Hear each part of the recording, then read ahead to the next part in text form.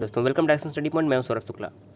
दोस्तों हमारा ये प्रैक्टिस सेट का आज 27वां वीडियो है। दोस्तों इसमें आपको दोस्तों जो है कुल मिलाकर 50 प्रश्न दिए जाएंगे। दोस्तों कल हमने आपको 40 प्रश्न का सेट दिया था, लेकिन आज जो है आपको पूरे 50 प्रश्न का सेट दिया जाएगा। और दोस्तों आपको कम से कम इसमें से जो है 40 प्रश्न आज सही करना है, क्योंकि सारे प्रश्न इंपॉर्टेंट है। तो वीडियो को ज़रूर अंत तक देखिएगा। अगर आप PDF चाहते हैं तो देखिए डिस्क्रिप्शन में आपको टेलीग्राम लिंक मिल जाएगा, तो वहाँ से आपको जो है PDF मिल जाएगा, जहाँ पर आंसर के साथ जो है आपको सारे क्वेश्चन मिल जाएंगे। तो आइए शुरू करते हैं आज का वीडियो। आप कितने प्रश्न सही कर पाते हैं कमेंट करके हमें ज़रूर बताइएगा। देखिए पहला प्रश्न क्या है, 42 नंबर प्रश्न है। निम्नलिखित में से किस मुगल शासक का मकबरा भारत में नहीं है? तो देखिए अगर हम बात करें ग्रेट मुगल्स में, तो ग्रेट मुगल में एकमात्र ऐसे शासक थे जिनका मकबरा भारत में नहीं है, और सही आंसर क्या हो जाएगा? जहांगीर का जो मकबरा है यह भारत में स्थित नहीं है। कहाँ पर स्थित है? जहांगीर का जो मकबरा है वह लाहौर पाकिस्तान में स्थित है। तो ये बात आप याद रखिएगा। इसके अलावा बात करें हुमायूं का मकबरा कहाँ है, तो हुमायूं का मकबरा आप सभी को पता है कि दिल्ली में है। अकबर का मकबरा कहाँ है, तो अकबर का जो मकबरा हमारा हो जाएगा सिकंदरा में है, आगरा के पास ही। शाहजहाँ का मकबरा तो आगरा में ही है। औरंगजेब का मकबरा कहाँ पर है, तो इनका जो मकबरा औरंगजेब का हो जाएगा हमारा करेक्ट आंसर हो जाएगा महाराष्ट्र के औरंगाबाद के पास में जो है वहाँ पर औरंगजेब का मकबरा स्थित है। तो ये सभी आपको यहाँ पर पॉइंट याद रखना है। दूसरा प्रश्न देखिएगा, मोहम्मद गौरी के किस दास ने बंगाल एवं बिहार पर विजय प्राप्त की थी? तो देखिए मोहम्मद गौरी के किस दास ने बंगाल एवं बिहार पर विजय प्राप्त की थी? सही आंसर हो जाएगा बख्तियार खिलजी ने जो है बंगाल और बिहार पर विजय प्राप्त की थी। सी ऑप्शन करेक्ट हो जाएगा। अगला देखिएगा 44 नंबर प्रश्न, चालुक्य वंश का शासक कौन था निम्नलिखित में से? तो देखिए विक्रमादित्य कौन थे? चंद्रगुप्त द्वितीय विक्रमादित्य ये जो थे ये गुप्त वंश के शासक थे। कृष्णदेव राय जो थे वो तुलु वंश के शासक थे। कौन से? तुलु वंश के शासक थे, आप याद रखिएगा। पुलकेशिन द्वितीय प्रथम और पुलकेशिन प्रथम और पुलकेशिन द्वितीय ये दोनों जो थे वह चालुक्य वंश के शासक थे। तो हमारा सही आंसर क्या हो जाएगा? ऑप्शन नंबर ई करेक्ट हो जाएगा। उपर्युक्त में से एक से अधिक, यानी कि पुलकेशिन द्वितीय और पुलकेशिन प्रथम दोनों जो थे चालुक्य वंश के ही शासक थे। अगला देखिएगा 45वां प्रश्न, अष्टप्रधान मंत्री परिषद किसके शासनकाल में थी? तो देखिए जो ये इंपॉर्टेंट प्रश्न है, जो अष्टप्रधान मंत्री परिषद थी यह शिवाजी के शासनकाल में थी। ऑप्शन नंबर ए यहाँ पर जो है करेक्ट हो जाएगा। अगला देखिएगा 46 नंबर प्रश्न, इब्न बतूता की भारत यात्रा किस शासक के काल में संपन्न हुई थी? मोस्ट इंपॉर्टेंट प्रश्न है। देखिए जो इब्न बतूता था ये कहाँ से आया था? मोरक्को से आया था। ये मोरक्को का यात्री था, और यह मोहम्मद बिन तुगलक के शासनकाल में भारत में आया था। किसके शासनकाल में? मोहम्मद बिन तुगलक के शासनकाल में भारत आया था। इब्न बतूता ने जो है रेहला नामक पुस्तक की रचना की थी। ये कई बार पूछा गया है, रेहला नामक पुस्तक इब्न बतूता ने जो है लिखा था। तो सही आंसर हो जाएगा यह मोहम्मद बिन तुगलक के शासनकाल में भारत में आया था। अगला प्रश्न है, रामानुजाचार्य इनमें से किससे संबंधित थे? तो रामानुजाचार्य की बात यहाँ पर हो रही है 47 नंबर प्रश्न का। तो देखिए हमारे यहाँ पर क्या दिया है, भक्ति द्वैतवाद, विशिष्ट द्वैतवाद या फिर एकेश्वरवाद। तो सही आंसर हो जाएगा विशिष्ट द्वैतवाद से संबंधित थे रामानुजाचार्य। सी ऑप्शन यहाँ पर जो है करेक्ट हो जाएगा। अगला है 48 नंबर प्रश्न, सल्तनत काल में अधिकांश अमीर एवं सुल्तान किस वर्ग के थे? तो सल्तनत काल में अधिकांश जो अमीर एवं सुल्तान थे ये सभी तुर्क थे। क्या थे? तुर्क थे, या फिर आप कह सकते हैं कि तुर्की थे। सही हो जाएगा ऑप्शन नंबर ए। अगला प्रश्न है 49 नंबर प्रश्न, सांची का स्तूप किस शासक ने बनवाया था? मोस्ट इंपॉर्टेंट प्रश्न है। आप कभी भी आसान प्रश्न को आसान मत समझिएगा, रिवीजन लगातार आपका होना ज़रूरी है। तो जो सांची का स्तूप था यह अशोक ने बनवाया था। किसने बनवाया था? अशोक ने बनवाया था। ऑप्शन नंबर बी यहाँ पर सही हो जाएगा। 50 नंबर प्रश्न है, कुषाण शासक कनिष्क का राज्याभिषेक किस सन में हुआ था? देखिए जो कुषाण शासक कनिष्क था इनका राज्याभिषेक जो हुआ था 78 AD में हुआ था। कब? 78 AD में। और कनिष्क के शासनकाल में जो है चौथी बौद्ध संगीति कश्मीर के कुंडल वन में हुई थी। ये भी प्रश्न कई बार पूछा गया है। अगला देखिए 51 नंबर प्रश्न, बुद्ध के उपदेश किससे संबंधित हैं? बुद्ध के उपदेश किससे संबंधित हैं? तो इस प्रश्न का सही उत्तर हो जाएगा डी, आचरण की शुद्धता से व पवित्रता से संबंधित थे बुद्ध के उपदेश। डी करेक्ट हो जाएगा। 52 नंबर प्रश्न है, सिंधु सभ्यता के बारे में निम्न में से कौन सा कथन असत्य है? तो सिंधु घाटी सभ्यता के बारे में कौन सा कथन गलत है ये बताना। देखिए पहला क्या है, नगरों में गलियां चौड़ी और सीधी थी, बिल्कुल सही है। व्यापार और वाणिज्य उत्तम था, ये भी बिल्कुल सही है।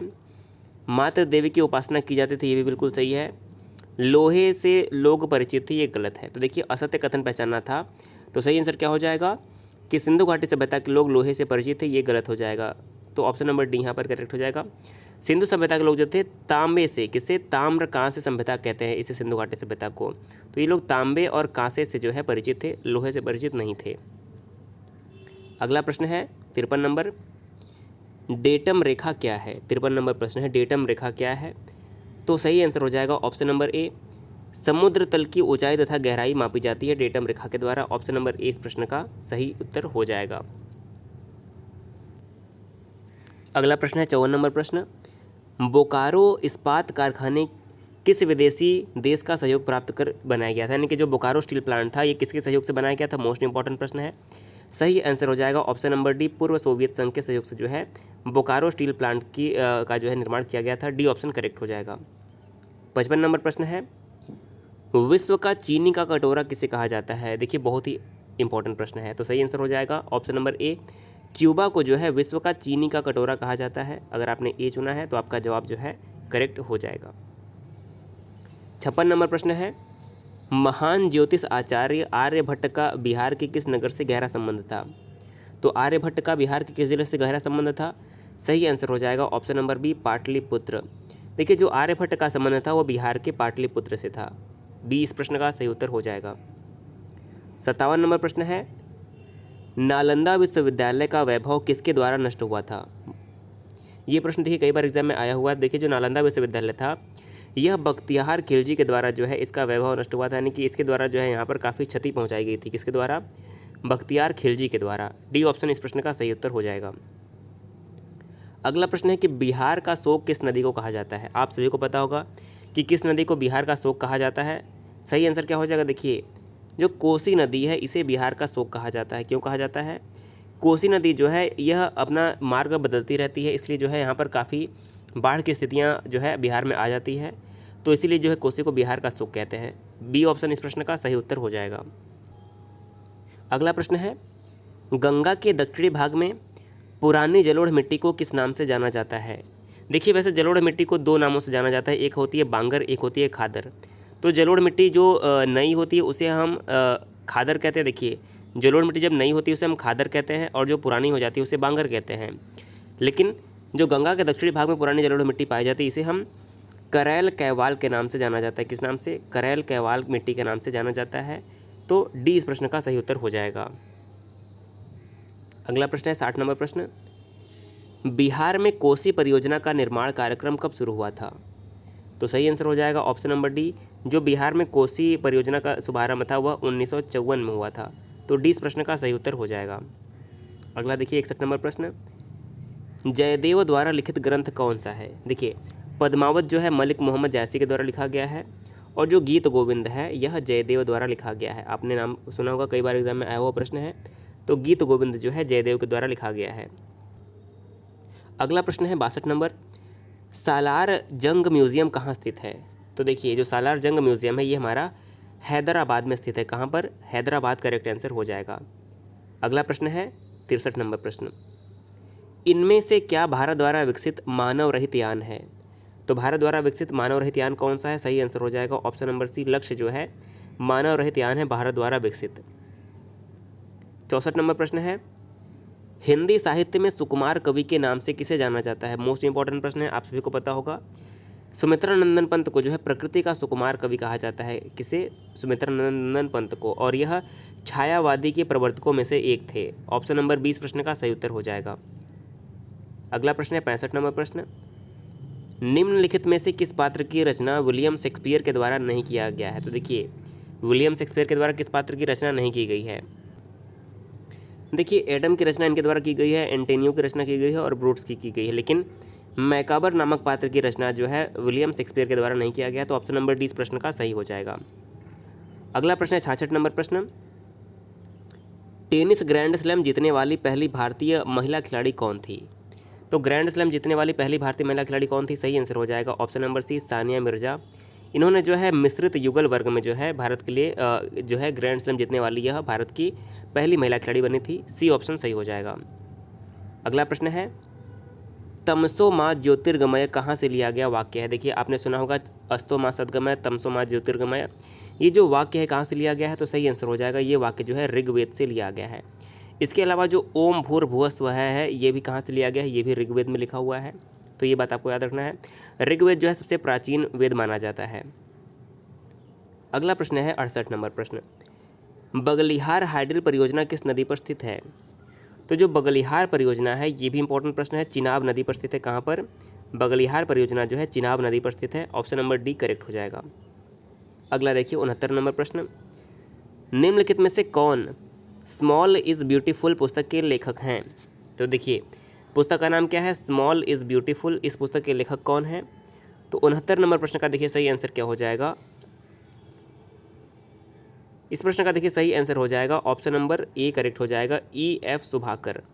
E.F. सुभाकर जी ने जो है स्मॉल इज़ ब्यूटीफुल नामक पुस्तक लिखी है, तो ए प्रश्न ए ऑप्शन करेक्ट हो जाएगा।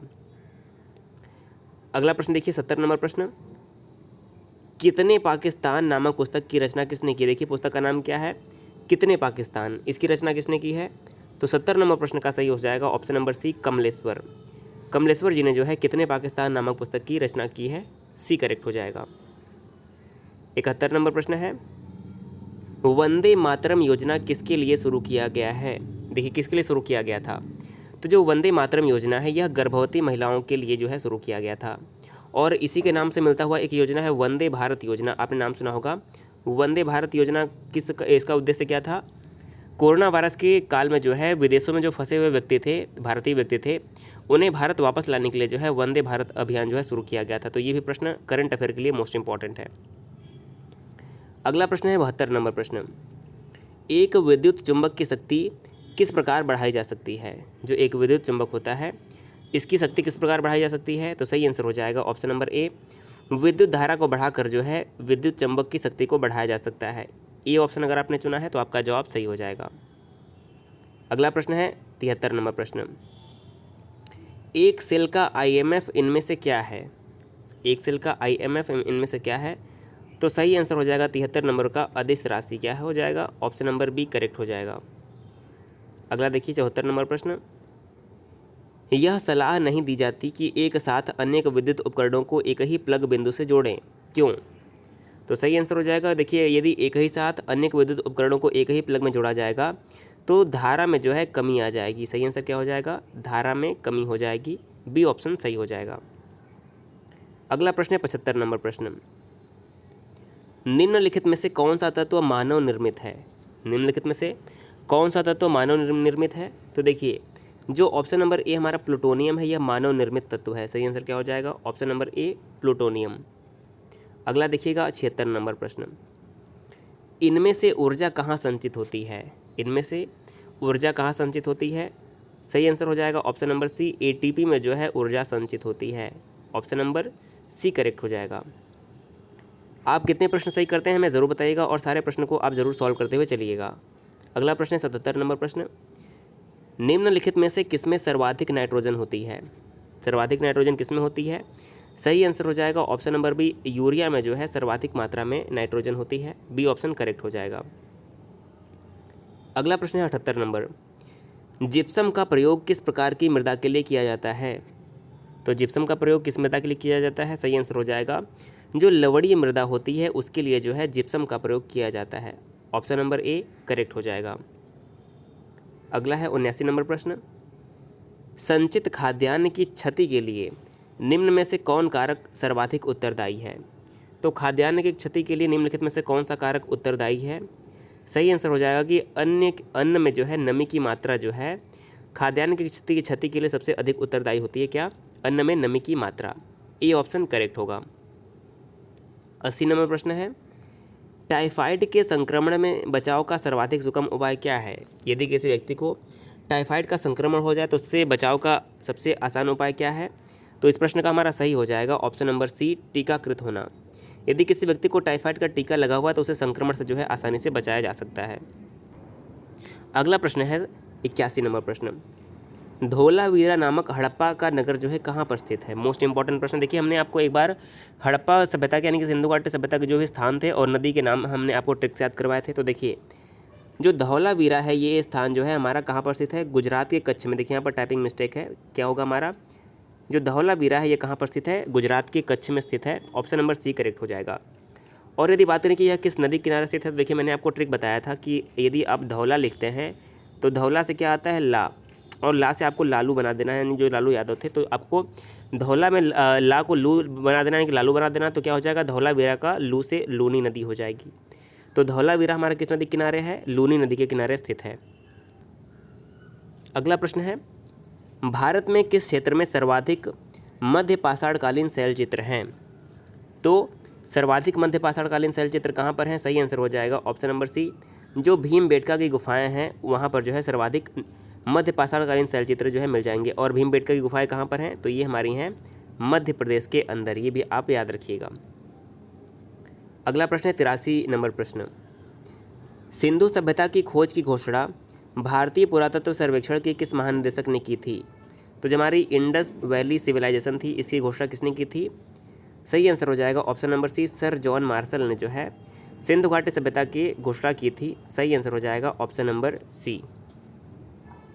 अगला देखिए 84 नंबर प्रश्न, कौशाम्बी किसकी राजधानी थी? देखिए जो 16 महाजनपद थे उनमें से कौशाम्बी किसकी राजधानी थी? तो सही आंसर हो जाएगा वत्स की राजधानी क्या थी? कौशाम्बी थी।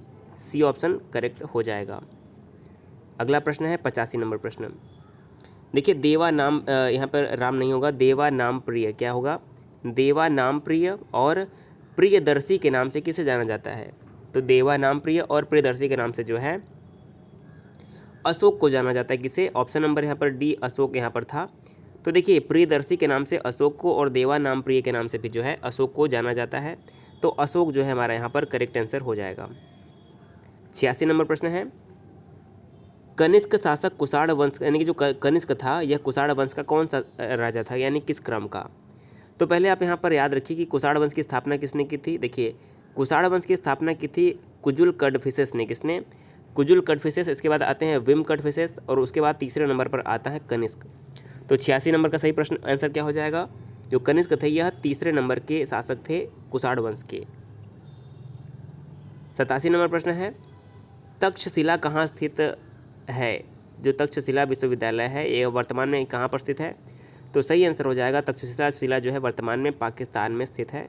पाकिस्तान के कहाँ पर? पाकिस्तान के सिंध प्रांत में स्थित है।